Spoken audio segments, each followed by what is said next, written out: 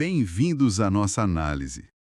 Hoje a gente vai mergulhar num tema que, olha, mexe com a vida de todo mundo, mas que nem sempre é fácil de entender, né? O sistema de justiça brasileiro. É verdade. A gente pegou um material aqui originalmente feito para concurseiros, e ele traz um dado curioso. Parece que, sei lá, 90% das pessoas não tem muita clareza de como essa máquina toda funciona de verdade. Pois é, e não é por mal, sabe, que o sistema é complexo mesmo. Tem muito termo técnico, muito procedimento, parece um labirinto às vezes. Totalmente. Nossa ideia aqui é tentar descomplicar um pouco isso, pegar a essência do que a gente leu e, quem sabe, deixar o judiciário um pouquinho menos assustador. Boa. E para começar, o material usa um exemplo ótimo, né? Aquela batida de carro da Ana e do Pedro. Uma coisa super comum. Sim, Mas se eles não se acertam ali na hora, aquilo pode virar um processo. E aí? Um juiz que eles nunca viram na vida vai decidir quem está certo e quem paga o conserto. Isso mostra bem o papel central do judiciário, né? exatamente. A função principal é essa: resolver o conflito, dar a palavra final com base na lei para aquele caso específico. A Constituição garante que todo mundo pode buscar a justiça se achar que seu direito foi violado ou ameaçado. Ah, o famoso acesso à justiça. Isso. No Brasil, só o judiciário pode dar essa decisão final, definitiva. É o princípio da jurisdição única. Mas como o material bem coloca, ter o direito na Constituição é uma coisa. Uhum. Saber como usar esse direito, como navegar no sistema, já é outra história. É essa máquina que a gente vai tentar desvendar um pouco melhor hoje. Legal, então vamos lá. Como é que essa máquina se organiza? O material fala de um polvo com vários tentáculos. Quer dizer, é um poder judiciário só, mas dividido. Isso, a imagem é boa. É um poder único, mas com várias frentes de atuação. A Constituição, lá no artigo 92, desenha isso pra gente. No topo, topo mesmo, tá o STF, o Supremo Tribunal Federal. O guardião da Constituição. Exato. Aí, do lado, mais numa função administrativa de fiscalização dos juízes, tem o CNJ, o Conselho Nacional de Justiça. E logo abaixo do STF tem o STJ, Superior Tribunal de Justiça. Certo. E o papel do STJ? O STJ é fundamental para garantir que a lei federal seja aplicada do mesmo jeito no país inteiro. Imagina se uma lei sobre, sei lá, contratos, fosse interpretada de um jeito em Santa Catarina e de outro jeito completamente diferente no Pará. O STJ evita essa bagunça. Entendi. STF olha a Constituição, STJ olha as leis federais. E os outros tentáculos do povo? As justiças especializadas? Isso mesmo. Tem justiças que cuidam de assuntos bem específicos. A Justiça do Trabalho, para a briga entre patrão e empregado, né? Clássico. A Justiça Eleitoral, que organiza as eleições e julga os crimes eleitorais. E a Justiça Militar, para crimes militares previstos em lei. Cada uma delas tem seus próprios tribunais lá em cima, TST, TSE, STM e os juízes na base. E a Justiça Federal? Onde ela entra? A federal cuida dos casos que envolvem a União, tipo o governo federal, ou as autarquias como o INSS, ou empresas públicas federais, tipo a Caixa. Ou quando tem um interesse federal claro, sabe? Como crimes de contrabando ou disputa por terra indígena. Ela também tem seus juízes e os tribunais regionais federais, os TRFs. Ok, então já falamos de trabalho, eleitoral, militar, federal. E o resto? A batida da Ana e do Pedro, um divórcio, um crime comum tipo assalto, isso vai para onde? Tudo isso, que é a imensa maioria das coisas do dia a dia, vai para a chamada justiça comum, que na prática é a justiça dos estados e do Distrito Federal. Ah, a Justiça Estadual. Exato. Ela pega o que sobra, o que a Constituição não mandou especificamente para nenhuma das outras. É o que chamam de competência residual. Por isso ela julga de tudo um pouco. Família, crime comum, contrato entre pessoas, consumidor. É a vala comum, digamos assim. Faz sentido, mas olha, uma coisa importante que o material destaca. Nem toda a briga precisa ir parar no juiz, né? Existem outras formas de resolver. Fundamental isso. São os tais equivalentes jurisdicionais. Formas alternativas que são tão válidas quanto uma sentença. Tipo, aquela história do banco. O cliente achava que devia R$ 4.000. O banco queria 8.000. Fizeram um acordo em 6.000. Isso é o quê? Autocomposição. Perfeito, é a autocomposição. As próprias partes chegam num acordo. Pode ser uma transação, como nesse caso do banco, onde cada um abre mão de um pedaço. Poderia ser uma submissão, se o cliente aceitasse pagar os R$ 8.000, ou até uma renúncia, se ele desistisse de reclamar. E pode ter alguém ajudando nesse acordo? Pode, e é comum. Na mediação, tem um terceiro neutro que só facilita o diálogo. Ele não dá palpite, só ajuda as partes a encontrarem a própria solução. É ótimo para quando a relação entre as pessoas vai continuar, tipo vizinho, sabe? Uhum. Já na conciliação, o terceiro neutro pode ser mais ativo, ele pode sugerir soluções, funciona bem para casos mais pontuais, tipo a relação do consumidor com a loja, que talvez não se repita. E arbitragem? Isso soa mais sério? Um tipo de juiz particular?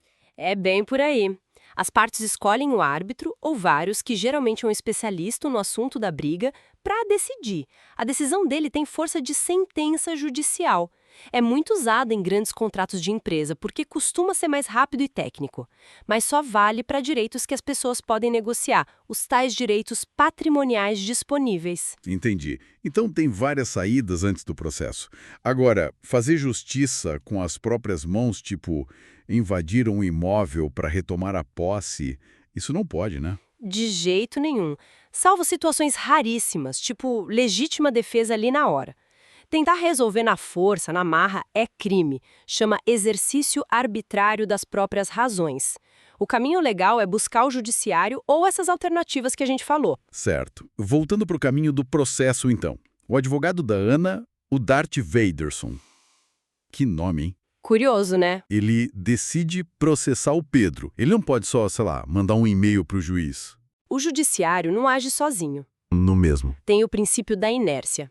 O judiciário só se mexe se alguém cutucar. No caso da Ana, que é cível, essa cutucada é a petição inicial. É o documento que o advogado faz, contando a história, dizendo qual é o direito e o que ela quer. E se fosse crime? Se fosse um crime que depende da ação do Estado, quem normalmente cutuca é o Ministério Público, com a denúncia. Entendi. Aí o advogado entrega essa petição inicial. E aí? O processo começa a existir. Isso. Ele entrega, hoje quase sempre pela internet, né? Isso é o protocolo. Aí o cartório da Justiça pega essa petição, registra, dá um número, organiza os documentos. Isso é a autuação. É como se fosse a certidão de nascimento do processo. E tem que pagar para isso? Geralmente sim, são as custas judiciais. É uma taxa para ajudar a manter o serviço funcionando, mas quem não tem condição pode pedir a gratuidade de justiça. Certo.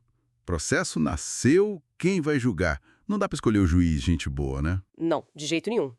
Para garantir que seja imparcial, tem a distribuição. É tipo um sorteio eletrônico que manda o processo para uma das varas, que são as salas dos juízes, que seja competente para aquele tipo de assunto. Ah, isso tem a ver com o princípio do juiz natural. Exatamente. Ninguém pode ser julgado por um tribunal criado só para aquele caso, nem ter o juiz escolhido a dedo. Você tem direito a ser julgado pelo juiz que a lei já dizia que era o certo para aquele tipo de causa antes mesmo do problema acontecer. Isso também protege o juiz, né? Para ele decidir sem pressão. O material fala de vitaliciedade, inamovibilidade. Isso é crucial. Para ter coragem de decidir, às vezes, contra gente poderosa, o juiz tem garantias fortes na Constituição. Vitaliciedade. Só perde o cargo se for condenado numa sentença judicial final. Inamovibilidade. Não pode ser transferido de um lugar para o outro contra a vontade dele, a não ser em casos muito específicos. E irredutibilidade de subsídios. O salário não pode ser cortado para pressionar. Tudo para garantir a imparcialidade. Faz todo sentido. Bom, o processo foi distribuído, caiu numa vara e lá dentro é só o juiz que trabalha nele? Que nada! Tem toda uma equipe de servidores no cartório da vara. Eles fazem um monte de coisa de rotina, juntam documentos que chegam, preparam ofícios, mandam as comunicações para as partes, são os atos ordinatórios. O processo vai para o juiz mesmo para ele tomar as decisões importantes. Que tipo de decisão? Tem os despachos, que são só para fazer o processo andar, tipo, mande o réu se manifestar.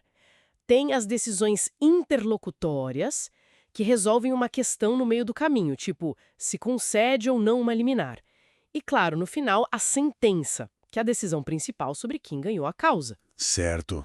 E aí se forma a relação. A Ana, a autora, o juiz, falta o Pedro, o réu. Ele tem que ser chamado oficialmente, né? Esse é um passo importantíssimo. A citação. É o ato oficial que chama o Pedro para o processo. para ele saber que está sendo processado e poder se defender. Se a citação não for feita direitinho, o processo todo pode ser anulado lá na frente. Nossa, tão sério assim. Por quê? Porque a citação garante dois direitos sagrados: o contraditório e a ampla defesa. Ninguém pode ser condenado sem ter a chance de falar, de apresentar suas provas, de contestar o que o outro lado está dizendo. A citação é esse chamado para a defesa. Depois que ele é citado, aí sim ele vai sendo informado das outras coisas por intimação e apresenta a defesa dele, a contestação. E se o Pedro for citado e, sei lá, resolver ignorar, não fizer nada? Aí acontece a tal da revelia. Não quer dizer que a Ana ganha automaticamente, mas complica muito a vida do Pedro.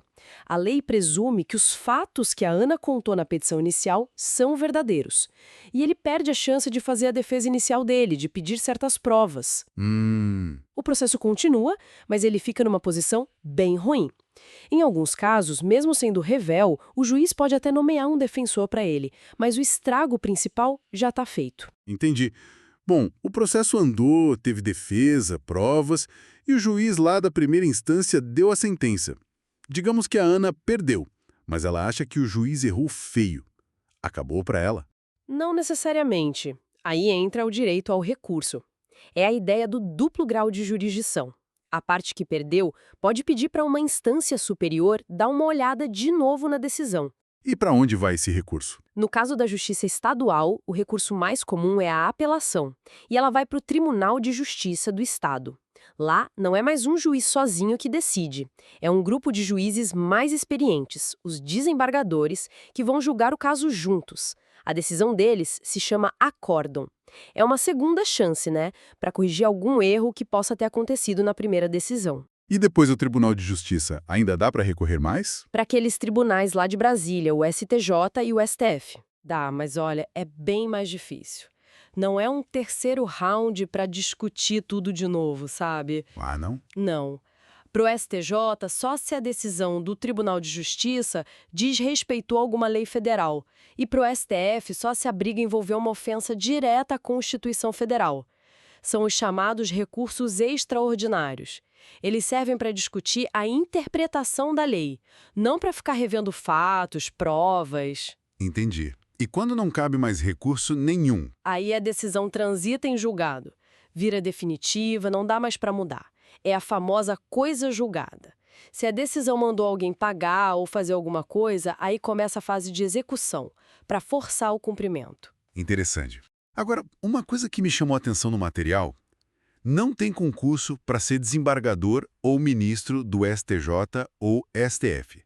Como é que eles chegam lá? Pois é, o caminho é diferente. Para entrar na carreira de juiz mesmo, lá na base, é por concurso público, super difícil, vira juiz substituto, aí vai subindo. Como? Sendo promovido para juiz de direito titular, depois para comarcas maiores.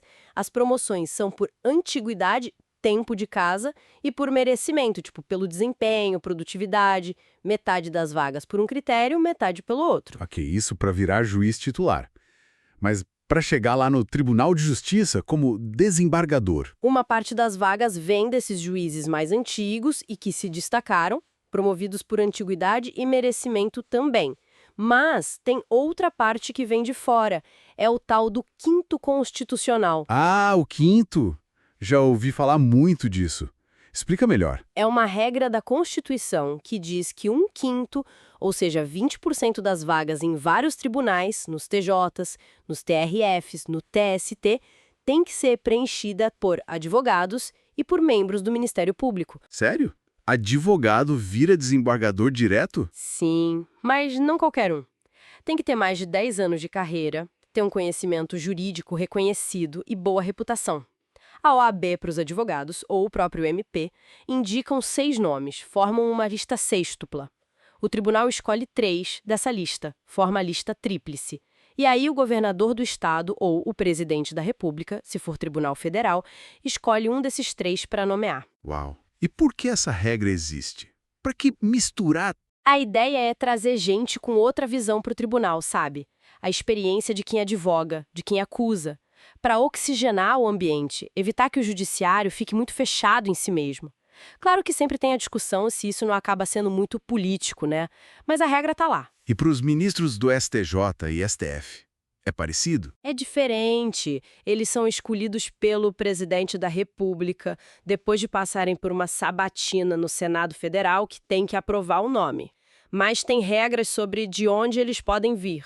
Uma parte tem que vir da magistratura de carreira, outra do MP, outra da advocacia, dependendo do tribunal. Nossa, que complexa essa mistura de caminhos.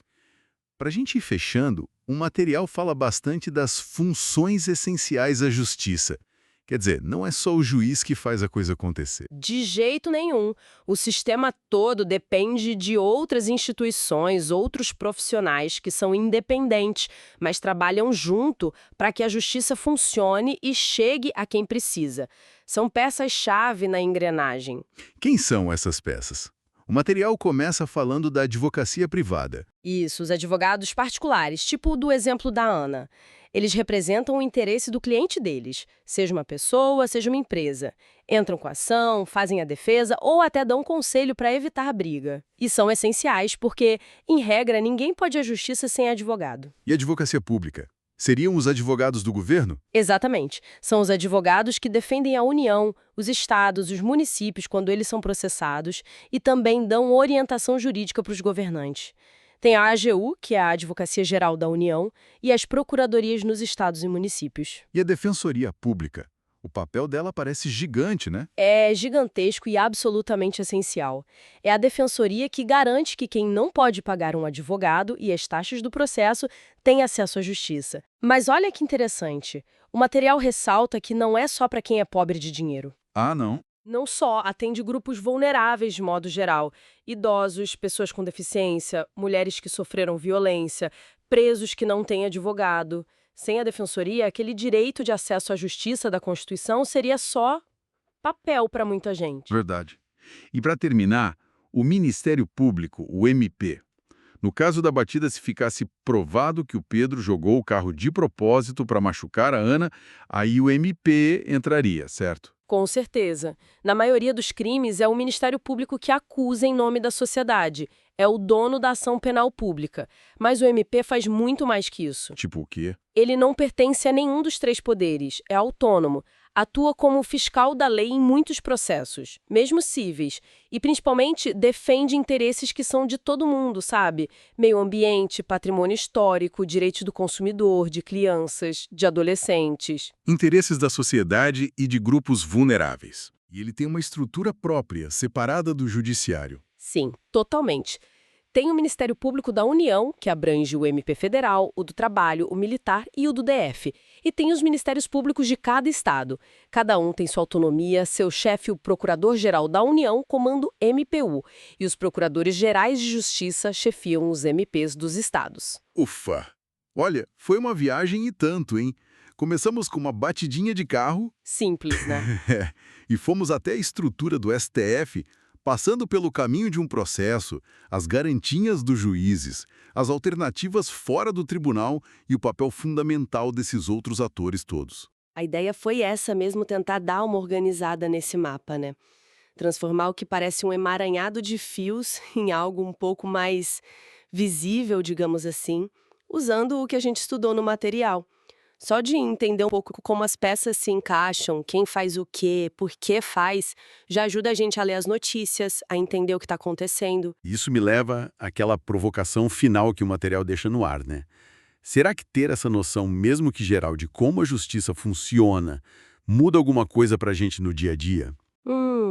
Muda o jeito como a gente vê um julgamento famoso na TV? Ou como a gente entende uma disputa no trabalho? Ou até como a gente lida com uma briga boba com o vizinho? É uma ótima pergunta para a gente pensar, né? O autor do material que a gente usou acredita que sim, que conhecer as regras do jogo faz uma diferença danada. Talvez esse conhecimento, mesmo básico, dê mais ferramenta para a gente ser cidadão de um jeito mais consciente, mais ativo. O que você acha?